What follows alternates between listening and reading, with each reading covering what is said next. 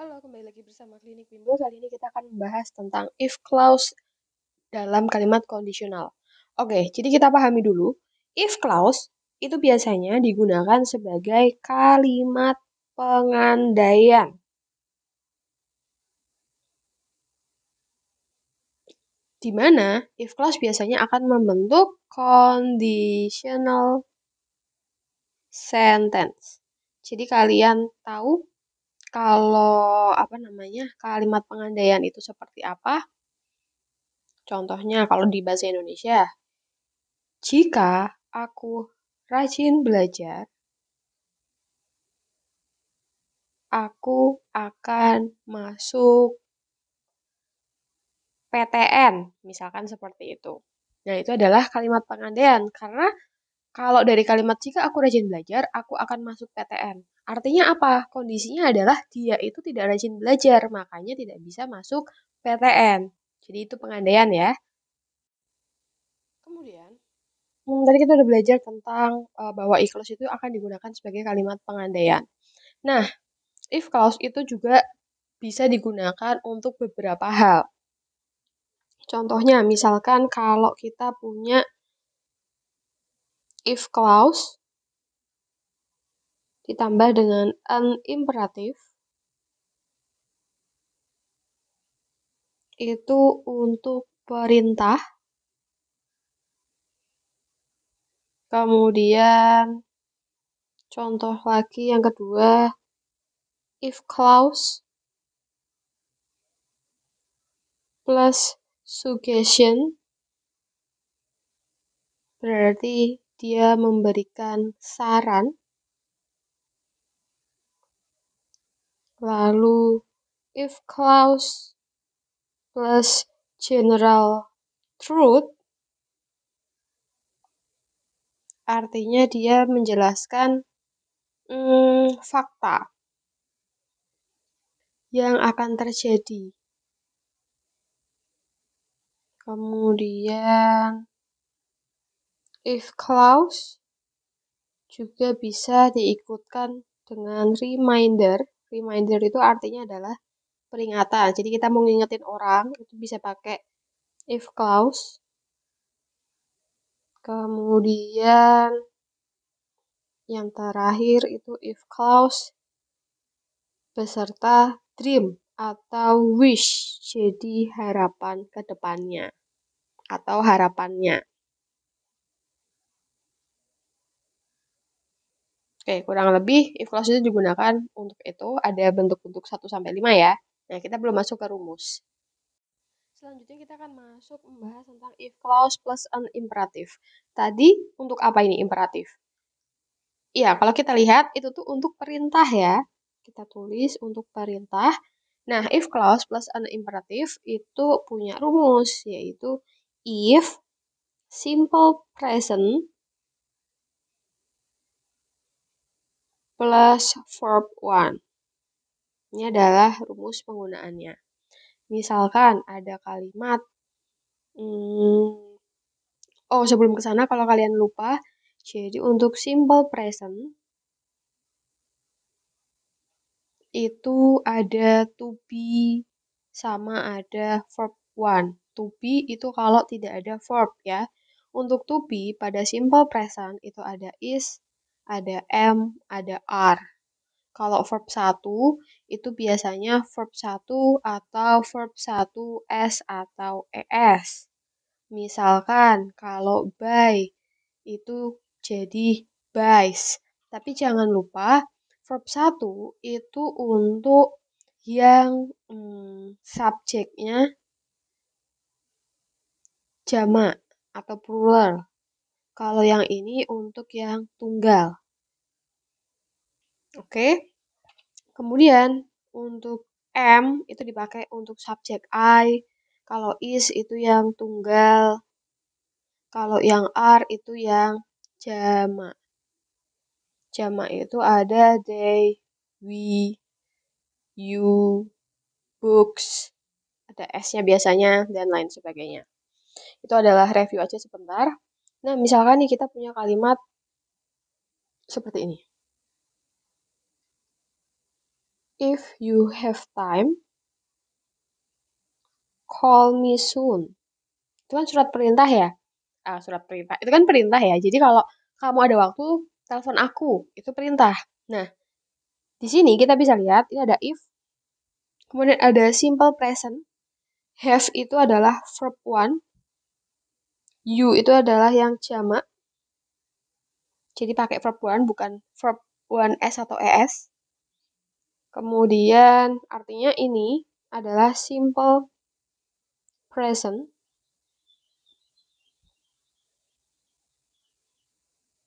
Berarti sesuai dengan rumusnya. Benar ya? Simple present plus verb 1. Jadi ini itu verb satunya. Jadi if simple present lalu verb 1. Sesuai. Selanjutnya, untuk if clause suggestion. Suggestion itu tadi saran dan dia bisa dilakukan, bisa enggak. Nah, untuk rumusnya sendiri itu adalah if simple present plus why don't plus subject plus verb one itu adalah rumus yang pertama. Kemudian rumus kedua itu adalah if simple present subject should itu harus gitu ya, atau bisa diganti dengan ought to atau had better plus verb one. Jadi kita bisa menggunakan bentuk seperti ini. Contoh, misalkan kita punya if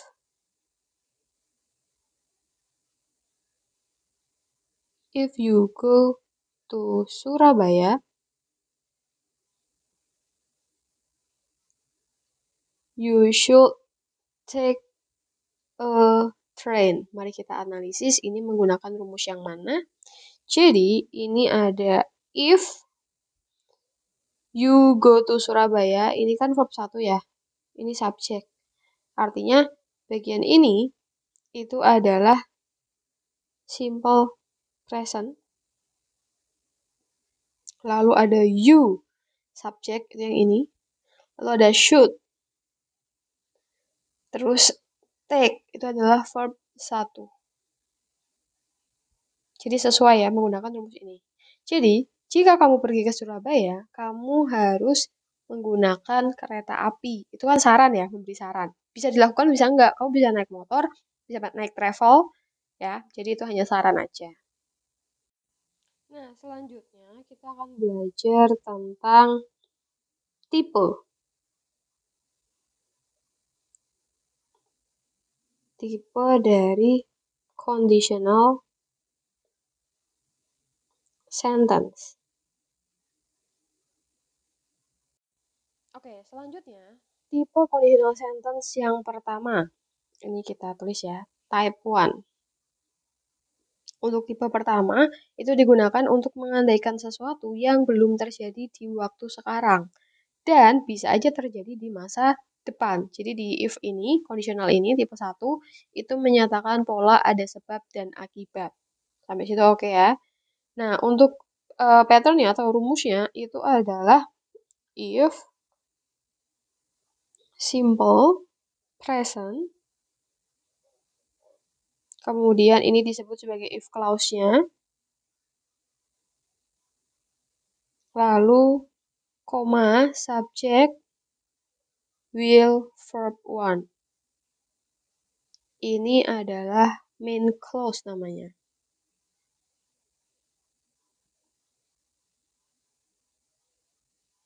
Oke, kita kotakin seperti ini. Nah, contoh kalimatnya gimana, Kak? Contoh kalimatnya, misal, if it rains,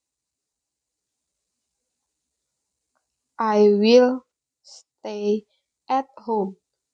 Jika hujan, saya akan stay di rumah. Saya akan tinggal di rumah.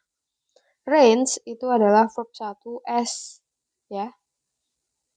Berarti ini adalah simple present.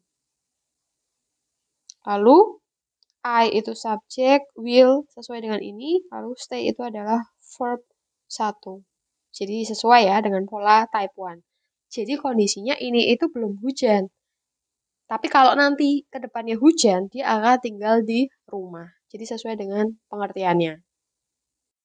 Selanjutnya untuk conditional type 2, itu dia menjelaskan bahwa kejadiannya tidak mungkin terjadi atau bertentangan dengan kenyataan di waktu sekarang. Dan di conditional type 2 itu merupakan sebuah hayalan. Contoh, kita ke rumus dulu ya. Kita punya if clause, yaitu if plus simple past. Kemudian untuk main clause-nya itu adalah subject plus would plus verb 1. Jadi rumusnya kita pakai ini.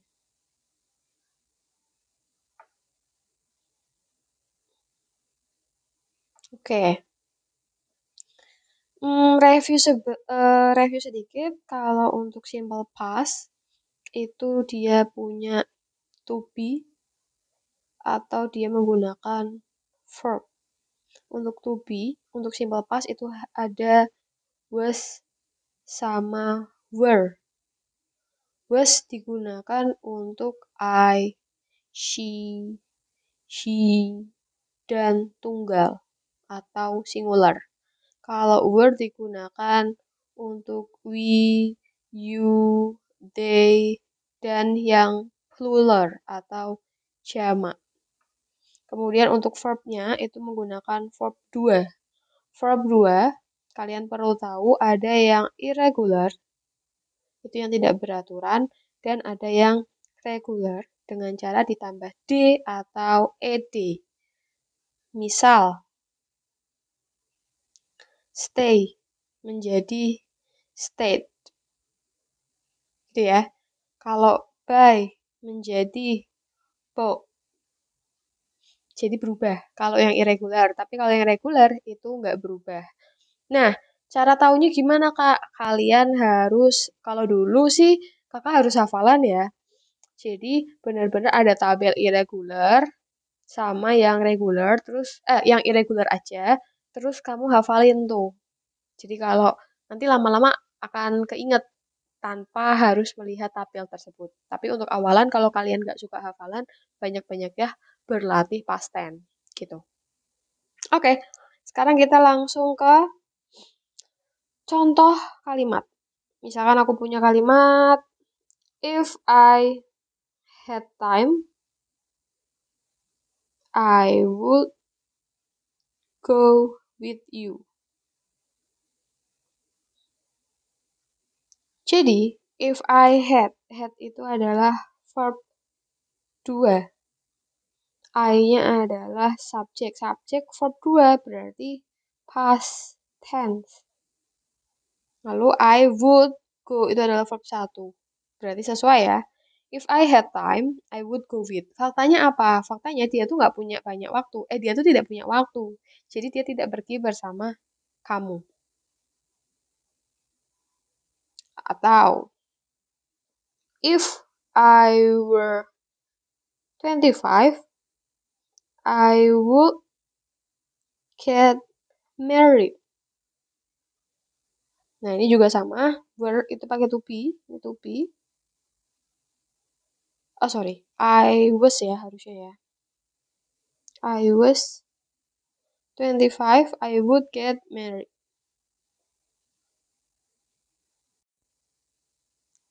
To be untuk yang pas. Terus ini would get. Get itu adalah verb 1. Verb 2. Get. Sebentar. Kita analisis ulang. Jadi, was itu adalah to be dari past tense. Kemudian get itu verb 1. Ini ada would juga. Jadi sesuai dengan pola. Faktanya apa? Dia tidak berumur 25 dan dia belum menikah atau tidak menikah. Jadi masih sebuah khayalan. Selanjutnya untuk conditional type 3, dia itu menggambarkan situasi yang tidak terjadi di masa lalu. dan membayangkan hasilnya dari situasi tersebut. Nah, kita punya rumus if plus past perfect,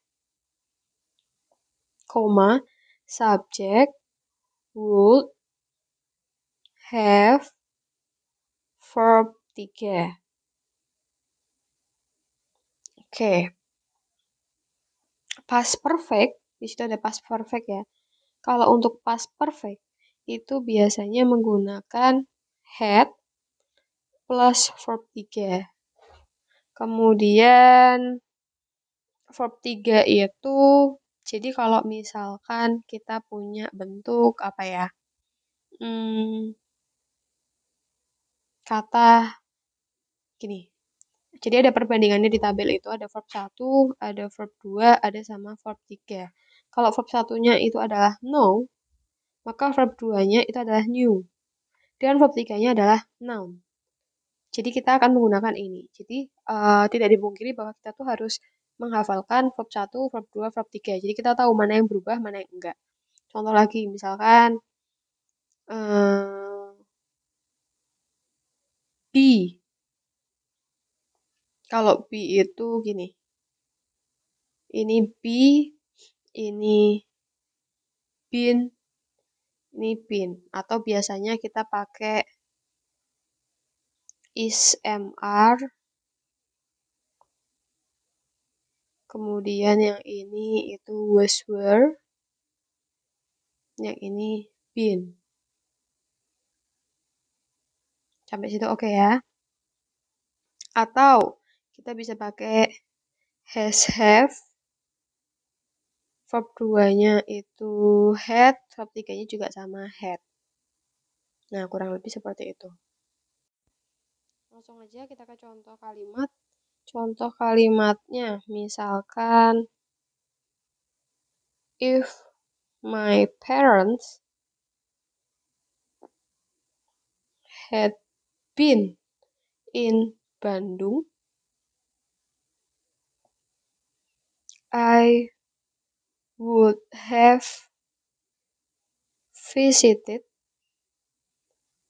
them every day.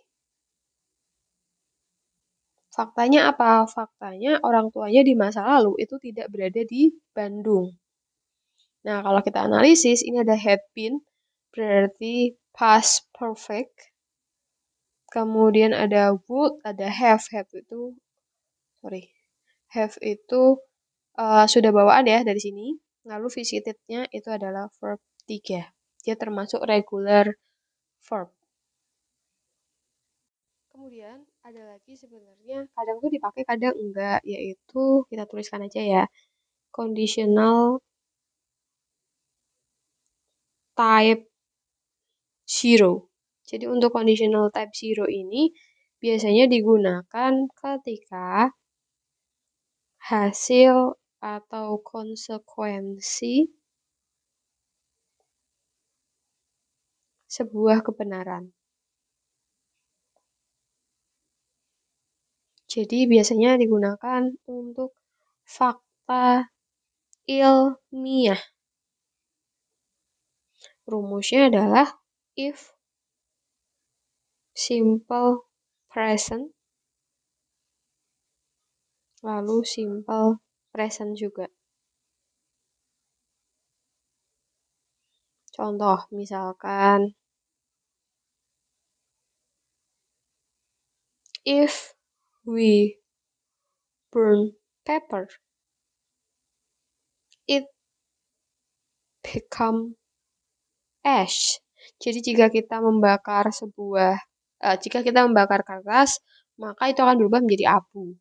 Nah, di sini burn itu kan verb 1, berarti simple present. Lalu ada becomes, itu juga verb 1, dan ada subject.